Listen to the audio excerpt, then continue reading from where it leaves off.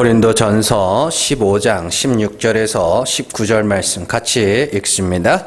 만일 죽은 자가 다시 살아나는 일이 없으면 그리스도도 다시 살아나신 일이 없었을 터이요 그리스도께서 다시 살아나신 일이 없으면 너희의 믿음도 헛되고 너희가 여전히 죄 가운데 있을 것이요 또한 그리스도 안에서 잠자는 자도 망하였으리니 만일 그리스도 안에서 우리가 바라는 것이 다만 이 세상의 삶뿐이면 모든 사람 가운데 우리가 더욱 불쌍한 자이리라. 아멘.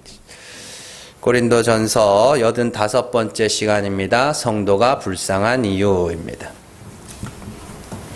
제가 꾸준히 운동하면서 몸 관리를 시작한 지가 한 2년 정도 된 것 같아요.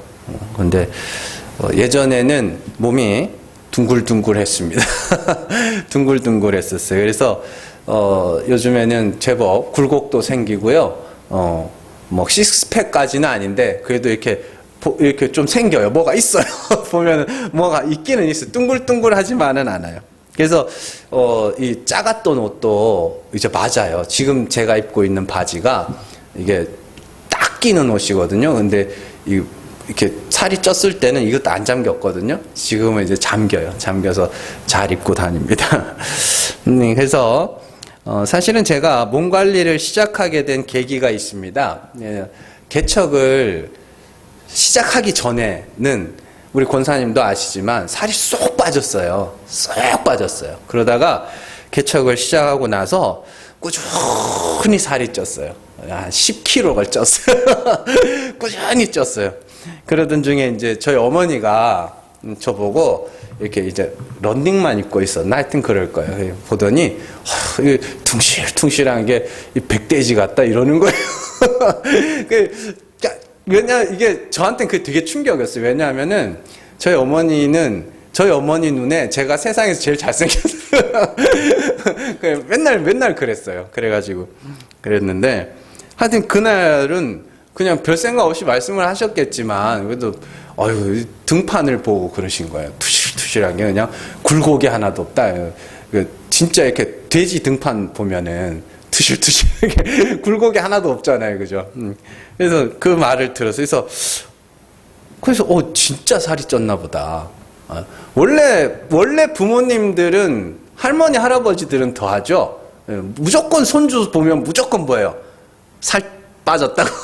왜 이렇게 살 빠졌어? 계속 먹이고 막 그렇게 그러잖아요. 근데 이제 저희 어머니가 그렇게 말씀을 하시니까 진짜 쪘나 보다. 그래서 거울 앞에 서왔어요. 거울 앞에 서왔는데 이렇게 정면으로 거울 보잖아요. 그럼 배 나온지 모릅니다. 네, 배 나온지 잘 몰라요. 그래서 이제 좀 냉정하게 한번 보자. 그래서 이렇게 옆으로 돌아봤더니 와, 이렇게 나와 있는 거예요. 엄청 많이 나와 있는 거예요. 그리고 배도 배인데, 이 뒤쪽으로도 되게 많이 쪘고, 러브 핸들이라 그러나요? 여기 이렇게 옆구리 쪽으로도 되게 심하게 쪘더라고요, 살이. 그래서 사실은 그 전까지는 옆으로 이렇게 거울을 볼 생각도 잘 안 했고, 이게 보면은 살찐 게 보이니까 금세 이렇게 돌아서서, 아직 괜찮네. 이러고 살았는데, 진짜 이렇게 딱 돌아서서 냉정하게 봤더니 진짜 찐 거예요. 그래가지고 안 되겠다. 그래가지고 이제 제가 다른 사람들의 눈에 내가 어떻게 보일까, 내 몸이. 그래가지고 이제 이렇게 카메라를 놓고 이렇게 찍었어요. 제 몸을 이렇게 떨어져가지고 이렇게 봤더니 와, 더 심한 정말 많이 찐 거예요. 그래가지고 이러면 안 되겠다. 그래가지고 이제 그때부터 운동을 꾸준히 하고 있습니다. 꾸준히. 그래서 이제 지금 요 정도 된 거예요. 그럼 더 빼야 되는데, 지금은 하여튼 더 빼야 돼요. 아직도 뚱뚱해. 자, 이처럼요, 자기 자신에 대해서 정확하게 알아가는 거죠. 정확하게 아는 거. 우리가 거울을 정면으로만 보고, 아직은 괜찮네. 이게 아니라, 옆으로 서서, 진짜 내 굴곡을 보면서 야, 이건 진짜 심하다. 이게 정확하게 보는 거거든요. 네, 이게 우리 자신에 대해서 정확하게 알아가는 과정이 우리에게는요 굉장히 중요합니다. 그런데 사실 우리가 우리를 바라보는 눈은 거울을 정면으로만 보듯이 항상 왜곡되어 있고 한쪽으로 쏠려 있습니다. 신앙생활은 어떻게 사느냐의 문제가 아니라 내가 어떤 자인가의 문제입니다. 사실은 기독교만 그런 거 아닙니다. 불교도 그러고요, 도교도 그러고요, 이슬람도 그러고요. 사실은 이렇게 조금 세속화되면 뭘 하면 어떻게 되고 뭘 하면 어떻게 되고 이런 거지, 사실은 종교들을 이렇게 보면 인간은 어떤 존재인가라는 질문에 대한 답을 제시하고 있어요. 자, 성도에게 주어진 과제, 아니 모든 인간에게 주어진 과제는 나는 어떤 사람인가, 나는 어떤 자인가. 그리고 인간들은 항상 나는 어떤 사람인가에 대해서 항상 오답을 내놓습니다. 오답을 내놔요. 그러나 하나님은 오답으로 가득 찬 우리의 인생을 정답으로 바꾸기 위해서 성령을 보내신 겁니다. 그리고 성령 받은 하나님의 백성들은 그때부터 정답을 말하기 시작하는데, 하나님, 나는 죄인이 맞습니다. 하나님, 나는 티끌이 맞습니다. 주님, 나를 불쌍히 여겨 주시옵소서. 이게 정답이에요. 근데 다른 종교는 그 정답을 내놓지 못합니다. 그래서 하나님은 그 정답을 아는 자만 구원하셔요. 아는 자만 구원하셔서 하나님 나라를 유업으로 물려주십니다. 그래서 그들을 성경이 거듭난 자라고 이야기를 하는 거예요. 자, 지난 시간에 고린도전서 15장에서 사용되는 여러 가지 용어들을 살펴봤습니다. 죽는다가 뭐예요? 죽는다가. 난 죄인이다 해죠. 난 죄인이다. 이게 죽는답니다. 살아난다는 건 뭐예요? 하나님이 죄를 사하시고 그를 의롭다 하신다. 이게 살아남입니다. 그리고 우리의 육신의 호흡이 끊어지는 죽음을 성경이 뭐라 그래요? 잔다고 이야기를 합니다. 이 개념을 잘 이해를 하셔야 됩니다. 자, 오늘 말씀 15절 말씀을 한번 보세요. 15절 말씀 보시면 또 우리가 15절이구나. 16절이죠. 16절에서 바울은 죽은 자가 다시 살아나는 일이 없으면 그리스도도 다시 살아나신 일이 없었을 것이다. 이렇게 이야기를 하죠. 여기서 핵심은 죽은 자가 스스로 살아나는 것이 아니라 하나님이 죽은 자를 살리시는 분이다라는 뜻입니다. 이 말은 뭐냐면 하나님이 죽은 자를 살리시는 분이 아니라면 그리스도께서 죽어야 될 필요도 없고 다시 살아나지도 않을 거야. 그런 이야기입니다. 그리스도께서 이 땅에 오신 이유는 하나님이 죽은 자를 살리시는 은혜의 하나님이심을 나타내시기 위함입니다.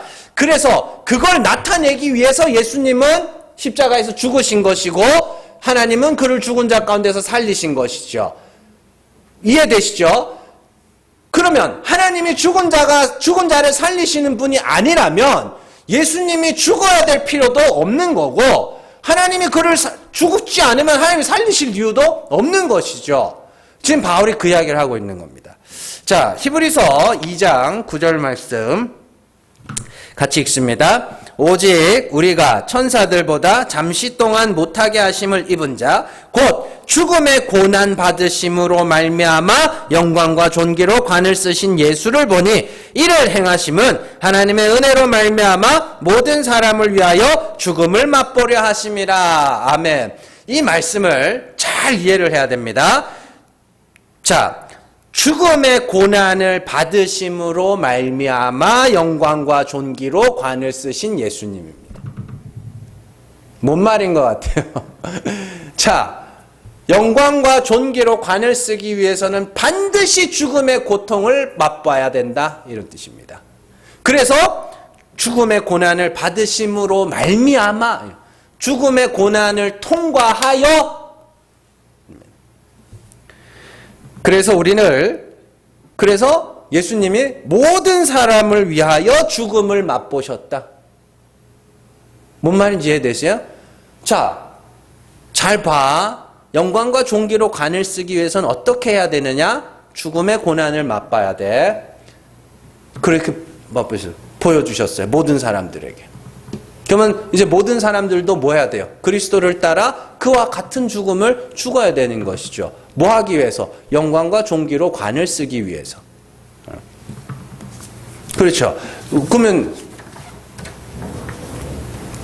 이것이 바로 영생 얻는 길입니다. 영생 얻는 길. 그래서 예수님은 영생 얻는 길을 알려주시고 보여주시기 위해서 먼저 그 길을 걸어가신 겁니다.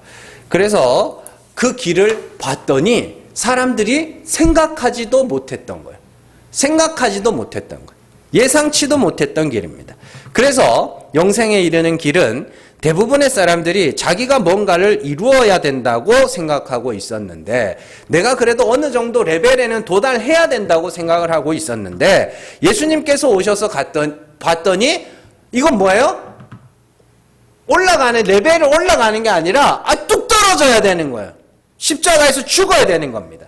예수님이 내가 곧 길이요 진리요 생명이라고 하실 때 그 길이 바로 영생 얻는 길입니다. 아버지께로 가는 길입니다. 모두가 영생은 자기 힘으로 이르러야 한다고 생각합니다. 그래서 종교들은 부르는 이름만 다를 뿐 자기가 선이라고 하는 것을 정해놓고 열심히 노력하고 수도 정진하면 영생에 이를 수 있다고 생각합니다. 부르는 이름만 달라요. 유교의 목적지는 어디예요? 천입니다.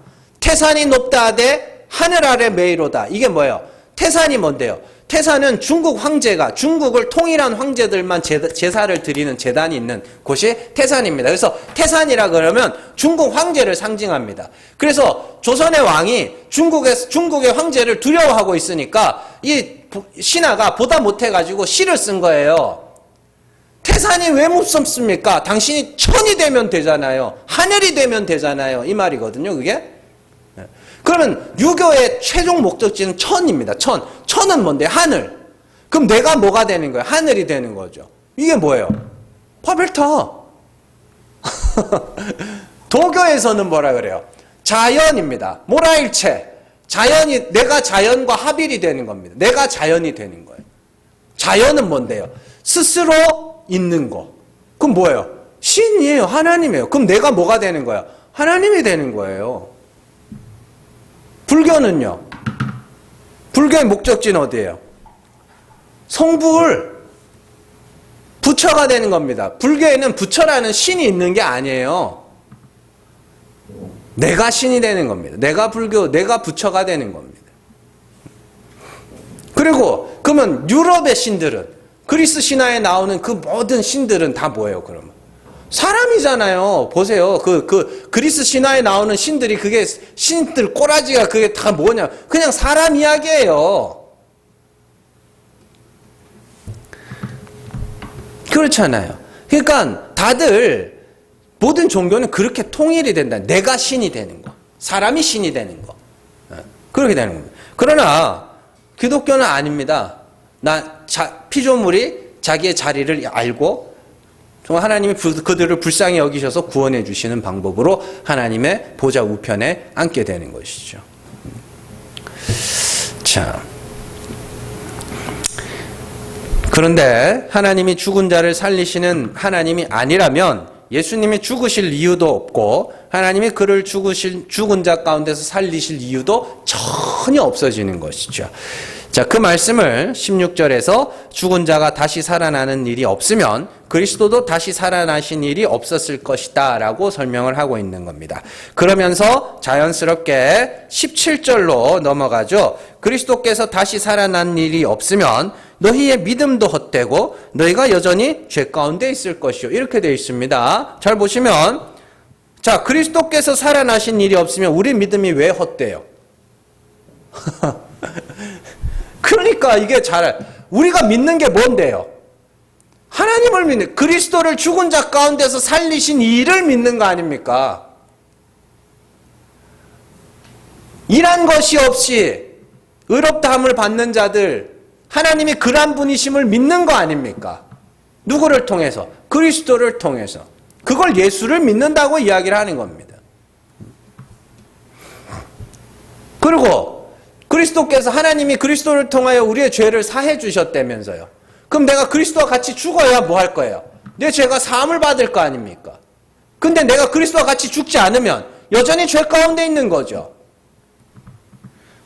그렇기 때문에 그리스도께서 다시 살아나신 일이 없으면 믿음도 헛거야. 이해되시죠? 그리고 너희가 여전히 죄 가운데 있을 것이야. 이렇게 이야기를 하는 겁니다. 자, 베드로전서 1장 3절에서 4절 같이 읽습니다. 우리 주 예수 그리스도의 아버지 하나님을 찬송하리로다. 그의 많으신 긍휼대로 예수 그리스도를 죽은 자 가운데서 부활하게 하심으로 말미암아 우리를 거듭나게 하사 산소망이 있게 하시며 썩지 않고 더럽지 않고 쇠하지 아니하는 유업을 잊게 하시나니 곧 너희를 위하여 하늘에 간직하신 것이라. 아멘. 베드로가 뭐라 그래요? 그리스도의 아버지 하나님을 찬송하리로다. 그의 많으신 긍휼대로 긍휼을 따라 예수 그리스도를 죽은 자 가운데서 부활하게 하심으로 말미암아 우리를 거듭나게 하셨대요. 이게 뭐예요? 아까 제가 설명드렸잖아요. 거듭남이 뭐라 그랬어요? 나는 죄인이로소이다. 주여 나를 불쌍히 여기소서. 이게 거듭난 거라고요. 그게 거듭난 증거라고요. 왜요? 어떻게 거듭나게 하고 어떻게 산소망을 갖게 됐어요? 예수를 죽은 자 가운데서 살리심으로 말미암아 우리가 하나님이 그런 분임을 알았잖아요. 그래서 뭐 하게 된 거예요? 내가 그리스도와 같이 죽게 됐고 산소망을 갖게 됐잖아요. 그게 거듭난 거라니까요. 그래서 죽는 게 사는 거예요. 죽는 게 뭐예요? 내 죄를 자백하는 거, 하나님이 불쌍히 여기셔야 할 죄인임을 고백하는 거, 그게 죽는 겁니다. 그게 곧 뭐예요? 산 거예요. 왜? 그들에게는 하나님이 다시 살리실 소망이 있으니까. 그리고 그들에게 하나님이 약속하신 게 뭡니까? 썩지 않고 더럽지 않고 쇠하지 아니하는 유업, 곧 너희를 위하여 하늘에 예비하신 것. 하나님 나라요. 자, 그게 19절의 말씀이죠. 19절, 18절은 좀 이따가 하고 19절 말씀. 만일 그리스도 안에서 우리가 바라는 것이 다만 이 세상의 삶뿐이면 우리가 모든 사람 가운데 우리가 더욱 불쌍한 자이리라. 아멘. 그러니까 성도는 반드시 이 땅에서 그리스도로 말미암아 하나님이 죽은 자를 살리시는 분이심을 믿고 죽고 산소망을 가져야 됩니다. 예, 그렇죠? 자, 그리고 그들에게 주어질 것은 썩지 않고 쇠하지 않고 더럽지 않은 유업, 하늘에 있는 것. 영원한 하나님 나라죠. 자, 오늘 말씀에서 그런데 바울이 이상한 소리를 합니다. 그리스도 안에서 우리가 바라는 것이 다만 이 세상의 삶뿐이면 모든 사람 가운데서 우리가 더욱 불쌍한 자라. 모든 사람들보다 우리가 더 불쌍한 자라는 소리입니다.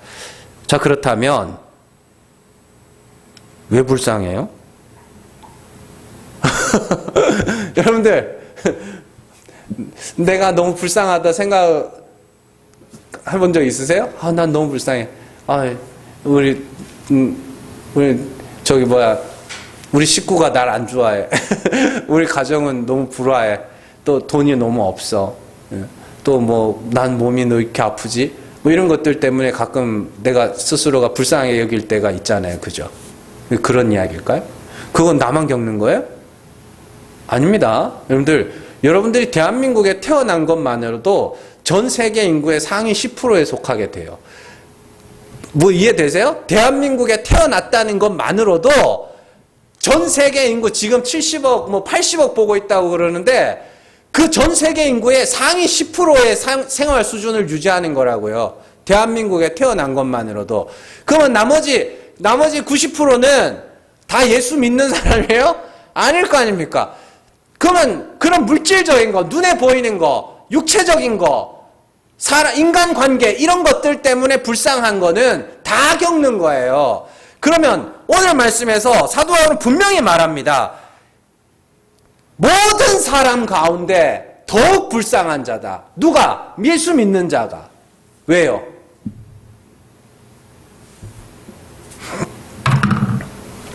그걸 알아야 됩니다. 여러분들 요즘 교회들마다 행복 많이 그러더라고요. 행복하자. 그들이 말하는 행복은 도대체 뭘까요? 예? 예수 안에 있으면 행복이 있다. 아니 그런 추상적인 거 말고 구체적으로 이야기를 해보라고. 그래서 근데 사도 바울은 행복을 이야기하는 게 아니라 불쌍하다고 이야기를 합니다. 그건 행복하지 않다는 거잖아요. 그죠? 뭐 물론 그 사람들이 뭔 얘기를 하는지는 아는데 오늘 말씀을 설명하려고 하다 보니까 이렇게 끌어다 쓰는 겁니다. 성도를 왜 불쌍하다고 하는가? 바울은 성도들이 그리스도와 같은 죽음을 죽었다고 이야기를 합니다. 죽은 자라고 일단 그렇게 전제하에 설명을 하는 거예요. 그리스도와 같은 죽음을 죽는다는 것은 내가 내 죄를 자백하고 하나님의 긍휼을 구한다는 것이죠. 그러나 인간의 본성은 자신의 죄를 인정하는 것을 극도로 싫어하는 습성을 갖고 있습니다. 우리가 얼마나 죄를 싫어하는지 우리가 수요일 날 배우고 있는 다윗과 밧세바의 이야기에서 잘 살펴보고 있죠. 사울을 2번이나 살려준 다윗이 자기의 충성스러운 부하 우리아를 어떻게 해요? 죽여요. 뭐 때문에? 자기의 수치가 드러날까 봐. 자기가 범죄한 것이 드러날까 봐 죽입니다. 그러면 아담과 하와는 어땠어요? 선악과 따먹었습니다. 먹으면 정령 죽으리라 그랬어요. 자, 하나님이 오셨어요. 왜 따먹었어? 묻습니다. 그랬더니 선악과 따먹으면 정령 죽으리라 아닙니까? 아담이 그럽니다. 하나님이 내게 지어주신 저 여자가 따먹으라고 했습니다. 그럼 누구 죽이란 소리예요? 선악과 따먹으면 죽는다며요. 누구 죽이란 소리예요? 나 죽이지 말고 쟤 죽이란 소리예요.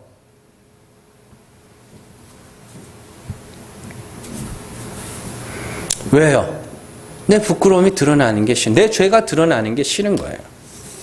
인간은 어떻게든지 자신의 수치가 드러나지 않도록 하기 위해서 다른 사람을 죽여서라도 내 부끄러움을 드러내고자 하는 존재들입니다. 옛날에 저 학교 다닐 때 그런 일이 있었어요.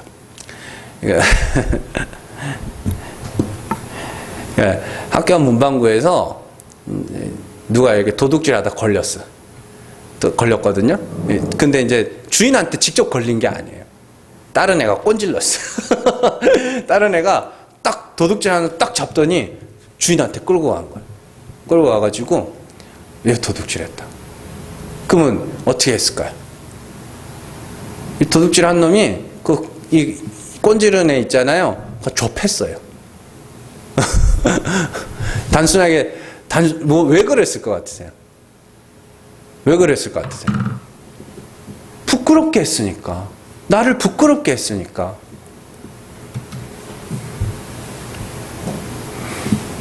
그래서 내가 다른 사람들에게 이렇게 잘못하잖아요. 미안한 거 하잖아요. 미안할 짓을 하잖아요. 그러면 처음에는 미안해해요. 그 사람한테. 그러다가 시간이 지나면 어떻게 되는 줄 아세요? 내가 그 사람 미워합니다. 왜 그러냐면 자꾸만 그 사람을 볼 때마다 내 수치가 자꾸 생각이 나거든.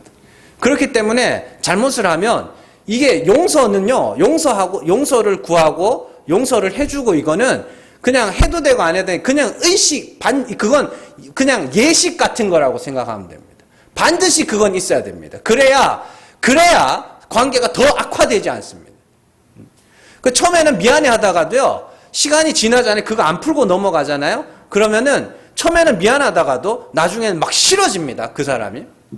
왜냐하면 볼 때마다 내 부끄러움이 자꾸 드러나거든. 그런 경험들이 있으실걸요? 왜요? 그만큼 인간들은 자기의 부끄러움이 드러나는 걸 싫어합니다. 근데 성도는 그걸 봐야 됩니다. 그래서 불쌍하다 그러는 거예요. 그걸 불쌍하다 그래요. 뭐 안 겪어보니까 워낙 착하게들 사셔가지고. 그럼 뭘로 불쌍하다 그럴 건데요? 뭐가 불쌍한데요? 예수 믿는다고, 그래, 바울 시대 때는 그랬다고 치자고요. 지금은요? 지금은 물질적인 거 두드려 맞아서? 바울이 그거 했다고 자기가 불쌍하다 그래요? 하나님 은혜로 감당했다 그래요? 사도 바울은 자기에게 주어진 그 사도의 직분을 영광스럽게 여겼습니다. 그래서 그리스도로 말미암아 박해받는 걸 기뻐했습니다. 사도행전에서 보면 베드로가 다른 사도들과 그들이 끌려갔다가 두들겨 맞고 나오거든요. 그때 뭐라 그러는 줄 아세요? 그리스도의 이름으로 말미암아 고난 받는 걸 기쁘게 여겼다고 그래요. 그게 불쌍한 거라고요? 그런 것들이 아닙니다. 아니에요. 성도가 불쌍한 건 나라는 존재가 자꾸 죽어가는 거예요. 너무너무 초라해져 가는 거예요. 우리가 찬송가 불렀지만 웬 말인가 날 위하여 주 돌아가셨는 이 벌레 같은 날 위해. 근데 그 고백이 진짜 내 고백이 됐을 때 이건 죽어야 되는 건데, 이건 죽여야 되는 건데 하나님이 은혜로 살리셨네요. 그때 상도들이 불쌍한 거예요. 자기 자신을 불쌍하다고 그러는 거예요. 인간들은 그걸 알지 못하는 사람들은요, 잘 삽니다. 잘 살아요. 제가 이렇게 그 러시아 작가인데 도스토예프스키라는 사람이 있어요. 그 사람이 쓴 유명한 책 중에 이제 죄와 벌이라는 책이 있습니다. 거기 보면 그런 말이 나와요. 신이 없다면 어떨 것 같냐? 묻습니다. 신이 없으면 어떨 것 같아? 그러니까 그 주인공이 뭐라 그러냐면 신이 없으면 사람들이 자기 마음대로 할 거야. 그럽니다. 근데 지금 무신론의 시대가 됐거든요. 마음대로 살아요? 사람들이? 마음대로 안 살아요. 왜냐하면 인간은 처음부터 사람의 시선을 의식하면서 살았거든요. 사람이 많으니까 함부로 못하는 거예요. 그래서 사람이 없으면 없을수록 뭐예요? 사람이 함부로 막 해요. 막 살아요. 근데 사람이 많잖아요? 함부로 말 못합니다. 함부로 막 못해요. 그건 하나님을 의식해서 그런 거 아닙니다. 예수 믿는 사람들요? 혼자 있으면 똑같아요. 예수 믿는 사람들 많은 데 갖다 놓으면 똑같아요. 교회도 큰 교회 가보세요. 얼마나 신령한 자들이 많은 줄 아세요? 그럼 그 사람들 작은 교회 앉혀놓으면 그 신령함이 나올 것 같으세요? 앵간하면 안 나옵니다. 근데 그 와중에 진짜들이 있기는 있어요. 다 부정한 건 아닙니다. 진짜들이 있긴 있는데 왜 사람들이 많으면 많을수록 더 신령한 자들이 많을까요? 제가 모르긴 몰라도 절반 이상은 쇼하는 겁니다. 사람들 없는 데 갔다 오면, 아니, 단적인 예로 기도할 때 반주 없어 보세요. 기도할 때 반주 없어 보시라고. 음악 안 틀어놓고 기도하라 해보세요. 와! 이렇게 하는가. 하다가 민망해가 못하지.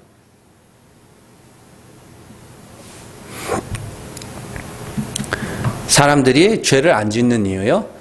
사람들의 시선 때문에 안 짓는 겁니다. 하나님 두려워해서 그런 거 아닙니다. 근데 진짜로 하나님을 두려워하고 정말로 하나님을 의식하는 자들은 뭐냐? 자기의 죄를 자백하는 자들입니다. 자기의 죄가 드러났을 때 숨고 피하고 감추는 게 아니라 하나님 앞에 두 손 두 발 들고 나와서 나는 죄인 맞습니다. 하나님 불쌍히 여겨 주시옵소서. 근데 이게 우리의 성도의 삶에서 수시로 나타나요. 수시로. 여러분들 다윗과 밧세바의 이야기를 그냥 읽지 마시고 내가 한번 생각을 해보세요. 내가 다윗과 했어요.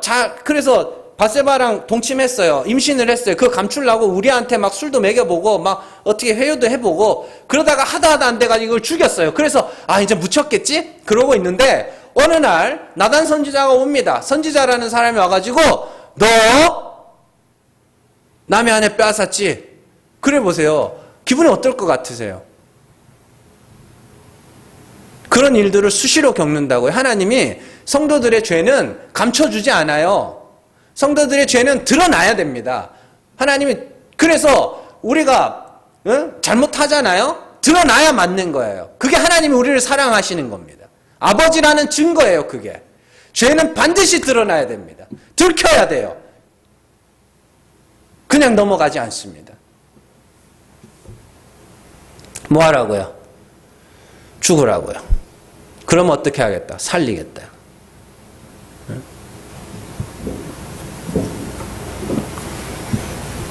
마태복음 23장 34절에서 35절 같이 읽습니다. 그러므로 내가 너희에게 선지자들과 지혜 있는 자들과 서기관들을 보내매 너희가 그 중에서 더러는 죽이거나 십자가에 못 박고 그 중에서 더러는 너희 회당에서 채찍질하고 이 동네에서 저 동네로 따라다니며 박해하리라. 그러므로 의의 아벨의 피로부터 성전과 제단 사이에서 너희가 죽인 바라게의 아들 사가랴의 피까지 땅 위에서 흘린 의로운 피가 다 너희에게 돌아가리라. 아멘. 선지자들, 지혜 있는 자들, 서기관들을 보낼 거라 그럽니다. 이건 하나님의 선지자, 하나님의 서기관들, 하나님의 지혜 있는 자들, 말씀을 전하는 자들입니다. 이들이 뭘 해요? 뭐 하러 가요? 자, 사도 세례 요한이 와서 뭐 했어요? 회개하라 천국이 갔다 왔느니라. 예수님 오셔서 뭐 했어요? 회개하라 천국이 갔다 왔느니라. 제자들이 와서 뭐 했어요? 죄사함을 받고 죄사함을 받게 하는 회개 세례를 받으라. 다 뭐예요? 회개를 외칩니다. 너희 행위로는 구원에 이룰 수 없고 율법 행위로 의에 이룰 수 없다. 도리어 율법으로 죄를 알고 그 죄를 고백하고 하나님의 긍휼을 구해라. 이야기를 합니다. 자, 사람들이 좋아해요? 안 좋아해요? 안 좋아합니다. 왜요? 사람들이 진짜 원하는 건 할 수 있으니까 할 수 있어. 힘내. 해보자. 이거 진짜 원하는 거거든요. 근데 사도라는 자들이, 선지자라는 자들이, 지혜 있는 자들이라는 자들이, 성도라는 자들이 와가지고 계속해서 회개하라 그래요. 난 죄가 없는데 이게 보통 사람들의 반응이라면 그 앞에서 하나님 정말 나 죄인 많네요. 이 고백을 하는 게 성도들이에요. 그게. 그래서 그 고백이 쉽지 않다고요. 쉽지 않아요. 괴로워요. 힘들어요. 너무너무 힘들어요. 그래서 사도 바울이 너희가 제일 불쌍한 자예요. 근데 우리가 왜 그 고백을 해요? 하나님이 영광과 존귀로 관을 씌우실 것임을 알고 하나님이 죽은 자를 살리시는 분이시며 하나님이 죄를 자백하는 자들의 죄를 사하시고 그들을 의롭다 하시는 분임을 믿기 때문에 그 일을 하는 겁니다. 그리고 사실은 원래 그렇고 올바른 믿음을 가졌느냐, 올바른 믿음을 가지지 않았느냐는 그 사람의 죄가 드러나는 순간에 결정이 됩니다. 자신의 죄가 드러날 때 하나님과 사람 앞에서 자신의 죄를 인정하는 자들이 올바른 믿음을 가진 자들이고 자신의 죄가 드러날 때 그 죄를 드러낸 자를 향하여 돌을 들어 치는 것이 뭐예요? 그것이 올바른 믿음을 가지지 못한 겁니다. 죄가 누군가가 죄를 드러낼 때 돌을 들어 치는 사람. 선지자들에게 그랬다니까요. 이스라엘 백성들이.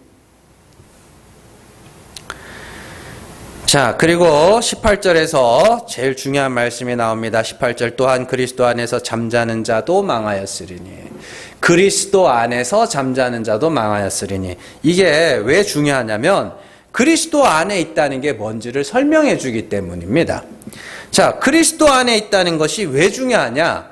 로마서 6장 23절 같이 읽습니다. 잘 읽어보세요. 같이 읽습니다. 죄의 삭은 사망이요 하나님의 은사는 그리스도 예수 우리 주 안에 있는 영생이니라. 로마서 8장 1절 같이 읽습니다. 그러므로 이제 그리스도 예수 안에 있는 자에게는 결코 정죄함이 없나니. 고린도전서 1장 30절 같이 읽습니다. 너희는 하나님으로부터 나서 그리스도 예수 안에 있고 예수는 하나님으로부터 나와서 우리에게 지혜와 의로움과 거룩함과 구원함이 되셨으니. 아멘. 그리스도 안에서 영생이 주어지고 그리스도 안에 있는 자는 결코 정죄함이 없고 그리스도 안에서 지혜와 의로움과 거룩함과 구원함이 되고 그러면 그리스도 안에 있어야 뭐가 되는 거예요? 구원에 이르는 거 아닙니까? 그래서 그리스도 안에 있는 게 뭔지가 중요한 거예요. 그러면 그리스도 안에 있는 건 뭐예요? 그리스도 안에 있는 건 예배당에 오면 왠지 그리스도 안에 있는 것 같고 교회 밖에 나가면 예배당 밖에 나가면 왠지 그리스도 밖에 있는 것 같고 막 그런 건 아니죠. 그리스도 안에 있다는 게 뭐예요? 바울이 계속 설명했잖아요. 그리스도 같이 죽는 거. 그리스도께서 나타내신 죽은 자를 살리시는 하나님을 믿고 뭐 하는 거요? 그와 같은 죽음을 죽는 거. 그리고 산소망을 가진 그게 그리스도 안에 있는 겁니다. 그렇죠. 당연하죠. 그래야 영생이 있는 거죠. 그들이. 그리고 그들에게는 결코 정죄함이 없죠. 왜? 죽었으니까. 한 번 죽었으니까. 옛날에 지나간 대통령이 뇌물죄로 인해서 막 검찰에 불려다니고 막 그랬습니다. 그러다가 어떻게 됐어요? 죽었어요. 스스로 목숨을 끊었죠. 그러자 어떻게 해요? 끝!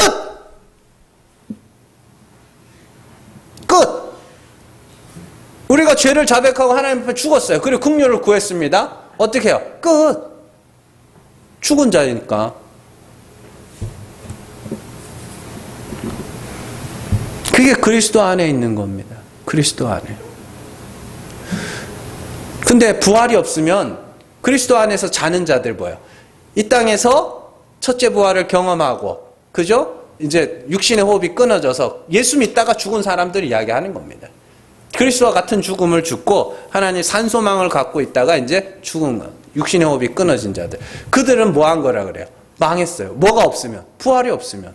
왜요? 그들이 이 땅에서 매 뭐 하다 갔는데? 매 순간 죽다가 갔는데.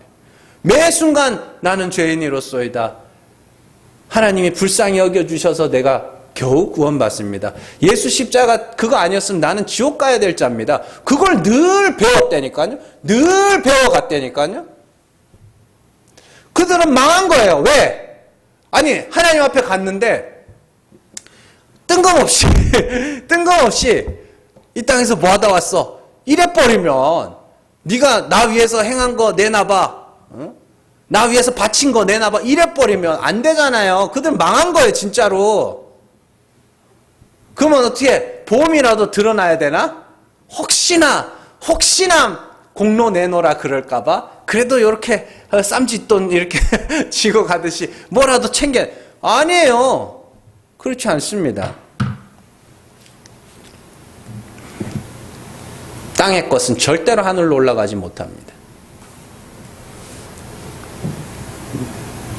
하나님 나라는 마땅히 멸할 것들을 구원하신 하나님의 은혜가 찬송받는 것입니다. 그래서 거기서는 이사야에 보면 천국에 대한 비유가 나오죠. 뭐 사자 뭐 곰과 어린 양이 뭐 뛰놀고 뭐 어린 아이가 독사굴에 손을 집어넣고 거기는 상함도 없고 서로 해됨이 없다 그러죠.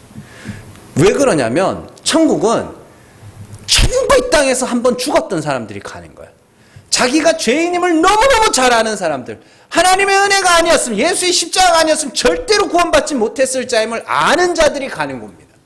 그래서 거기서는 누구도 뭐예요? 자기가 크다, 자기가 강하다, 자기가 높다 하지 못하는 겁니다. 거기가 천국이에요. 그래서 거기서는 서로 해됨이 없고 서로 상함이 없는 겁니다. 하나님이 천국에 왔더니 법을 줘가지고 야! 너네들끼리 싸우면 큰일 난다. 이래가지고 하나님이 막 무서워가지고 발발발발 떨면서 싸우면 안 되니까 안 싸워야지. 이게 아니라 이 땅에서 죽었던 자들이 가는 거예요. 첫째 부활을 경험하고 이 땅에서 어떻게 해요? 하나님의 긍휼이 아니면 나는 구원을 이룰 수 없는 자구나. 그걸 철저하게 배우고 가는 사람들이 거기 가는 곳이 천국이기 때문에. 그러면 뭐예요? 겨우 구원받은 자들이 누가 잘했다. 겨우 구원받은 사람들이 누가 잘났다가 하겠냐고 거기서. 에?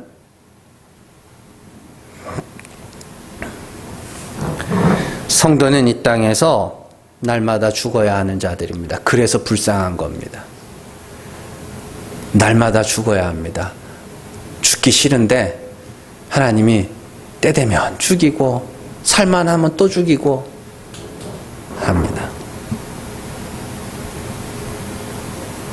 제가 많이 경험을 하고 있어서 그래요. 많이 경험을. 제가 새로운 죄를 짓는다는 게 아니라 참 지난 시간들을 돌아보면서 그때는 옳다고 생각했던 것들이 지금 와서 돌아보니까 야 이건 쓰레기가 이런 쓰레기가 없네. 그러면 어떤 기분이 드는지 아세요? 정말 등골이 소름이 막 돌아요. 내가 그랬구나. 그게 날마다 죽는 거거든요. 그래서 내가 참 그때 미워하던 사람들 다시 만나면도 아니에요. 미워할 자격도 없다. 그런 생각들을 많이 합니다. 그래서 불쌍한 거예요. 그래서 주눅 들고요.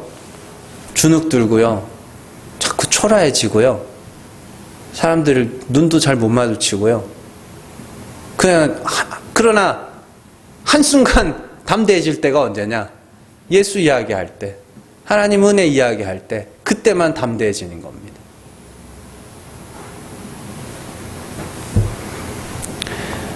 왜요? 천국의 소망이. 그리스도께서 죽음의 고통을, 죽음의 고난을 통과하여 영광과 존귀로 관을 쓰신 것처럼 우리도 그렇게 돼야 되기 때문에, 내가 억지로 그렇게 되는 것도 아닙니다. 심지어 하나님이 깨닫게 하시고 보게 하셔야 그게 되는 겁니다. 잘 기억하시고요. 정말로 죄 없다 하는 자리에서 하나님의 원수로 살지 마시고, 죄를 자백하시고, 정말 하나님의 긍휼을 구하시고, 하나님께서 모든 죄악들을 보게 하시고 생각나게 하실 때 날마다 죽어가시면 됩니다. 사도 바울이 그렇게 이야기하죠. 우리가 날마다 탄식했다. 고린도서 5장에 가면 나옵니다. 날마다 탄식했다. 벗고자 함이 아니요. 우리가 날마다 탄식하는 건 벗고자 함이 아니요, 덧입고자. 벗고자 함이 아니요, 덧입고자 함이라는 게 뭐냐면 지금 벗겨져 가고 있어요. 근데 이게 끝이 아니야. 자기 의라는 옷이 벗겨져 가고 있어. 근데 이게 끝이 아니야. 왜요? 하나님이 다 벗기신 후에는 뭐 새로 입혀주실 것을 알기 때문에 탄식하면서도 어떻게 해요? 소망을 갖고 사는 겁니다. 잘 기억하시고 정말로 하나님이 의롭다 하실 것을 기대하면서 이 땅에서 날마다 벗겨져 가면서 탄식 중에 불쌍하지만 그러나 세상에서 제일 복받은 사람인 줄로 알고 그 고난의 과정들을 잘 통과할 수 있는 여러분들 되시기를 주님의 이름으로 축원합니다. 기도하겠습니다.